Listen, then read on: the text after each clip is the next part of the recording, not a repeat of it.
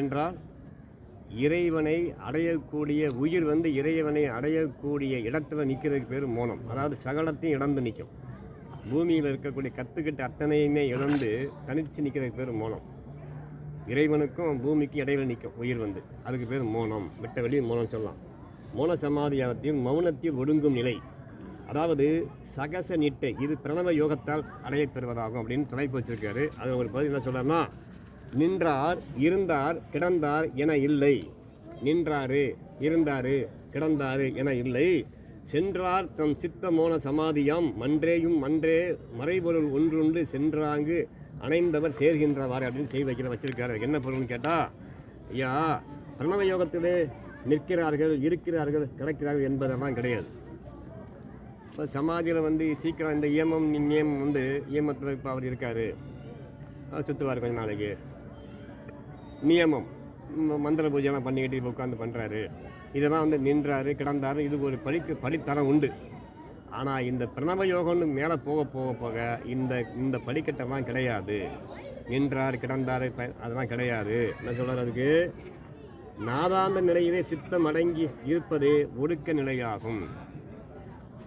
நாதாந்தம் என்று சொன்னால் நாதம், அதாவது விந்து முடிந்து நாதம், ஒளி முடிந்து நாதமும் ஆகும். நாதமும் அறுபடணும். நாத அந்தம் நாதமும் அறுபடும் போது வெட்ட வெளியாக அந்த மனசுக்குள்ளே எதுவுமே நமக்கு தோணாத ஒரு மௌனமாக இருக்கும். அந்த நிலை என்ன சொல்கிறாருன்னா ஒடுக்க நிலை. அதுதான் ஒடுக்க நிலை. அத்தனையும் ஆமையில் உள்ள தன்னுடைய அத்தனை கைகளையும் ஒடுக்கி உட்கார்ந்த மாதிரி நிலை. அதுக்கு பேர் ஒடுக்க நிலை. ஒடுங்குவது, நமக்குள்ளே நாமே ஒடுங்குவது. நமக்குள்ளே நாம் ஒடுங்கிறது சாதாரண விஷயம் கிடையாது.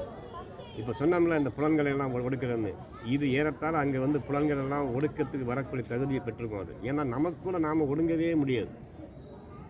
நமக்குள்ளே ஒடுங்குற நிலை என்பது சாதாரண நிலை. அதுதான் மௌன, இந்த இப்போ சொல்லக்கூடிய இந்த மௌன சமாதிக்கு முந்திய பகுதி. இது என்ன சொல்கிறார்? இது ஒடுக்க நிலை என்பது அற்புதமாக இயற்கையோடு இந்த பிரபஞ்சத்தோடு நம்ம குடும்ப நம்ம வாழ்க்கையோடு எல்லாமே தாண்டி நம்ம ஆன்மாவுக்குள்ள நாமளே, அதாவது மனமே போய் ஒடுங்கும். மனம்தான் எல்லா தவறுக்கு காரணமாக இருக்கும். நாமன்னா இப்போ மனம்தான், உயிர் நாமன்னு சொல்லக்கூடாது. நம்ம இப்போ எல்லாமே நம்ம இப்போ சாக்கிறோம் சொப்பனம், நம்ம எல்லாம் தெளிவாக இருக்கிறோம். இந்த நிலையில் இருக்கும்போது நம்ம மனம்தான் இப்போ நம்மளை பேசுது. இந்த மனமும் ஜீவனுக்குள் அடங்குனா சிந்திக்கிற ஆற்றல் அதுக்கு இருக்காது. எதையும் சிந்திக்காது. சிந்திக்கிற ஆற்றலே இழந்து நிற்கும். குழந்தைய மாதிரி, பிறந்த குழந்தைய மாதிரி அப்படியே ஏகாந்தம் இருக்கிறது பேர் தான் ஒடுக்கம். அவங்களுக்கு வேற எதுவுமே தோணாது, தெரியாது, நம்பும். அதாவது எதுக்குமே வாய்க்கலாம தான் இருப்பாங்க இந்த பிரபஞ்ச வாழ்க்கைக்கு. இங்கே தோற்றம் அங்கே ஜெயிக்க முடியுன்றதுனால இங்கே எல்லாமே வேணும்னே தோற்றுருவாங்க, வேணும்னே தோப்பாங்க. யாராவது வேணும்னு தோப்பாங்களா? எதையாவது நல்லா தெரிஞ்சாரா இருந்தால் கூட 5 ரூபா அதிகம் நம்ம வாங்கிட்டோம்னா நீங்கள் ஒரு 5 ரூபா தரணும் ஞாபகம் வச்சுக்கோங்க அப்படின்னு சொல்லுவாங்க. இது உலக வாழ்க்கையில் உயிருக்கு நம்ம காலம் முழு நம்ம அதை கற்றுக் கொடுத்துருப்போம், ஏமாறாதான்னு சொல்லி. ஆனால் இங்கே என்னென்னா தெரிந்தே ஏமாறுவாங்க. அத்தனை இழந்து நிற்கும் அந்த உயிர். அப்போ கற்றுக்கிட்டதை சொல்வார்ல, அறிவும் நாளாக சத்துருவாக மாறும்பார், அறிவையும் இழந்திரும்பார். முதல்ல அறிவை கொண்டு அத்தனையும் அறிஞ்சிக்கோ, அதுக்கப்புறம் அறிவையும் இழந்திரும்பார். அப்போ தான் நமக்கு அந்த எல்லாமே நம்மளை விட்டு விலகும்.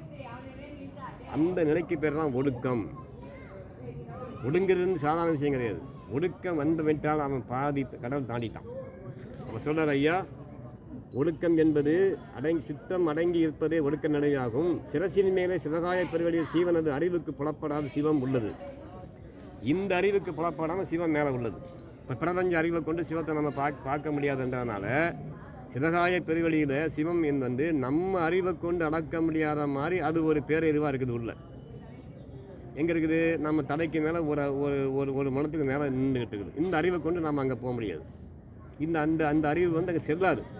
இந்த நோட்டு அந்த ஊருக்கு செல்லாதுங்கிற மாதிரி, இப்போ சிங்கப்பூருக்கு இந்த நோட்டு செல்லாதுங்கிற மாதிரி இந்த அறிவு அங்கே செல்லாது. ஏன்னா இந்த அறிவில் ஆணவமும் சேர்ந்தே வரும் கூட. நீங்கள் ஒரு டிகிரி வேணாம், உங்களுக்கு ஆணவம் இருக்குமா இல்லையா?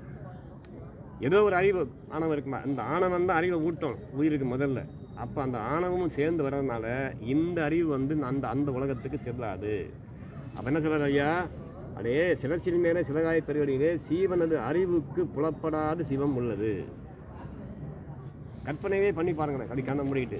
நம்மளுடைய அறிவுக்கு புலப்படாத ஒரு சிவம் இருக்குதுன்னா அது எப்படி இருக்கும்?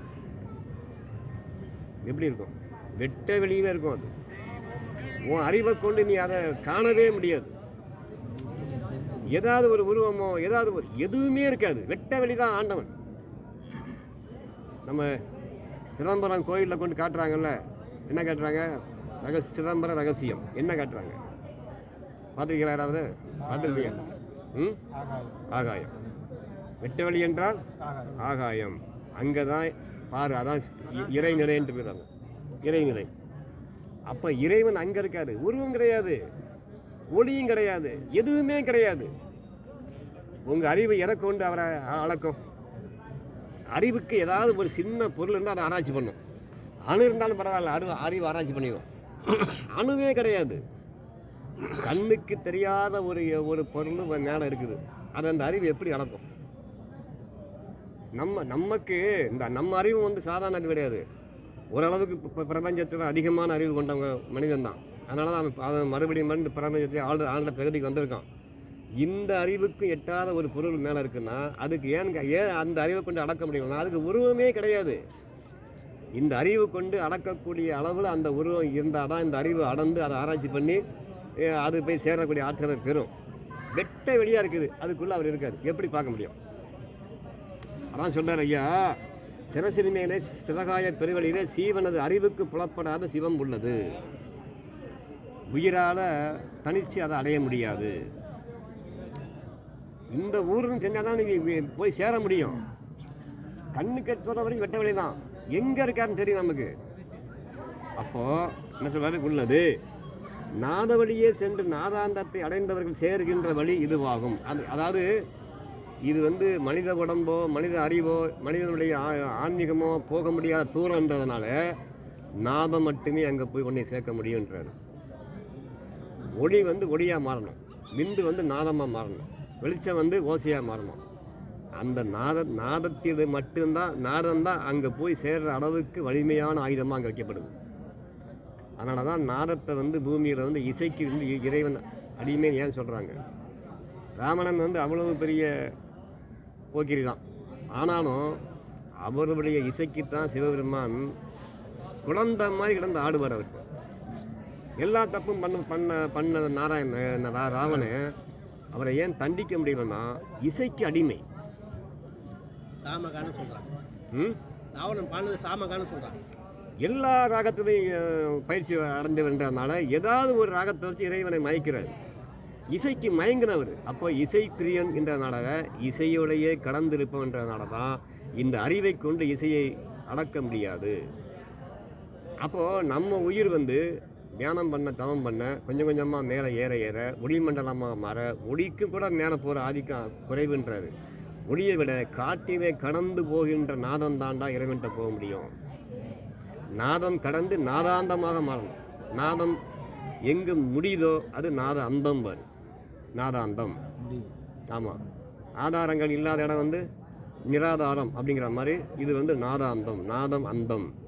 அந்த நாதாந்தத்துக்கு பேர் இதுனா வெட்ட வெளி. ஒரு நாயனார் புல்லாங்குழலில் வாசிச்சார். அது ஒரு இசை. சரி, அப்போது நாதாந்தத்துக்கு என்ன சொல்கிறார் ஐயா?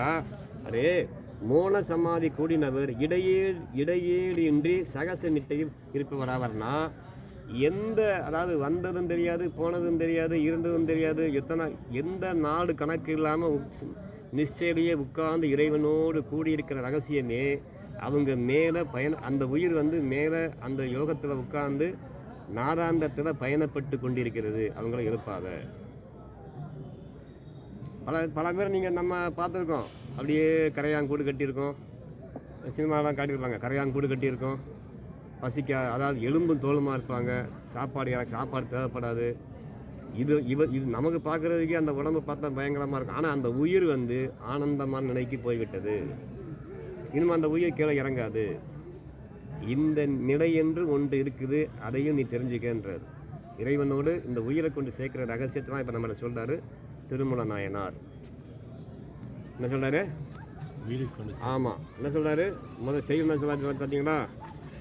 நின்றார் இருந்தார் கிடந்தார் என இல்லை, சென்றார் தம் சித்த மோன சமாதியாம் மன்றேயும் அங்கே மறைபொருள் ஒன்றுண்டு சென்றாங்கு அணைந்தவர் சேர்கின்றவாறே. மறைபொருள் ஒன்று உண்டு, சென்று அங்கு அணைந்தவர் சேர்கின்றவாறே.